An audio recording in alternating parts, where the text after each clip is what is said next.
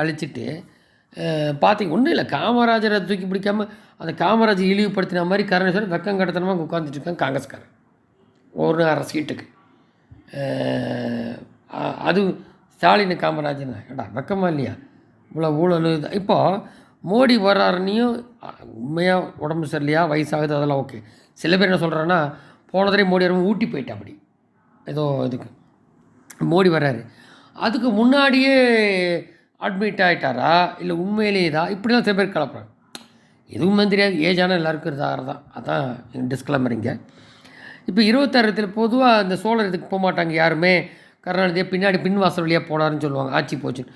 அப்போ இவர் இந்த சோழர் இதுக்கு வராரு, இந்த பெருமை சாட்டுறாரு. இப்போ இதுக்கு முன்னாடி காசி தமிழ் சங்கம், சௌராஷ்டிரா தமிழ் சங்கம்லாம் நடத்தியிருக்காரு டெல்லியில். அப்புறம் செங்கோல் நிறுவியிருக்கார் பார்லிமெண்ட்டில். ஜூலை 25 இந்தியாவின் மிகச்சிறந்த பேரரசர் ஒருவன் ராஜேந்திர சோழரை கௌரவிக்கும் வகையில் ஒரு நினைவு நிலத்தை வெளியிட்டு அவர் கங்கை கன்று வெற்றி 1000 ஆண்டில் குறிக்குது. அவர் சம்மந்தமாக வராரு. இதெல்லாம் இவர் நம்மளை குறிப்பிட்டிருக்குது.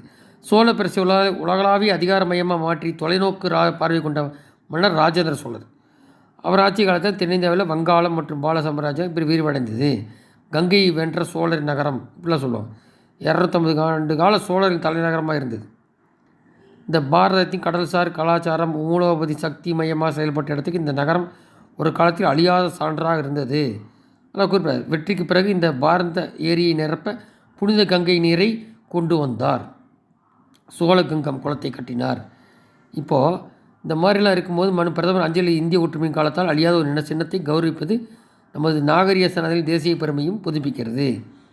அப்போ 20 உண்மையில் இந்தியாவுக்கு பெருமிக்க நாள், அதன் புகழ்பெற்ற கடந்த காலத்தையும் துடிப்பான எதிர்காலத்தையும் குறிக்கிறது. இப்போது இதுக்கு முன்னாடி அந்த காஞ்சிபுரத்தில் வந்தார் இல்லையா, அந்த மாமல்லபுரம் சிற்பங்கள்லாம் சீனா ஜிங்மிங்கோட போனார். அது எப்போவுமே ஒரு இடத்துக்கு வந்தாருன்னு டூரிஸ்ட் ஸ்பாட் ஆக்கிறார் மோடி. இப்போது இவங்க பண்ணியிருக்கணும், பண்ணலை. இப்போ மோடி இங்கே வர்றாரு, இவன் பயந்த காலி உள்ளே போனால் ஆட்சி போயிருமான். ஆட்சி போக 50 வருஷம். ஏற்கனவே எடப்பாடி 120 சீட் வந்தாலுமே, மெஜாரிட்டி வந்தாலுமே கூட்டணி ஆட்சி சொல்லிட்டார். வெளியில் சொல்ல முடியல அவங்க தொண்டறதுனால. என்ன சொல்கிறாரு, மெஜாரிட்டி வரும் தான் சொல்கிறார், கூட்டணி ஆட்சி இல்லைன்னுலாம் சொல்ல. கூட்டணி ஆட்சி அமித்ஷா சொல்ல, ஏதோ ஒன்று சொன்னால் தானே அந்த ஓட்டு கேதரிக்கா. அப்போ கூட்டணி ஆட்சி தான் இது.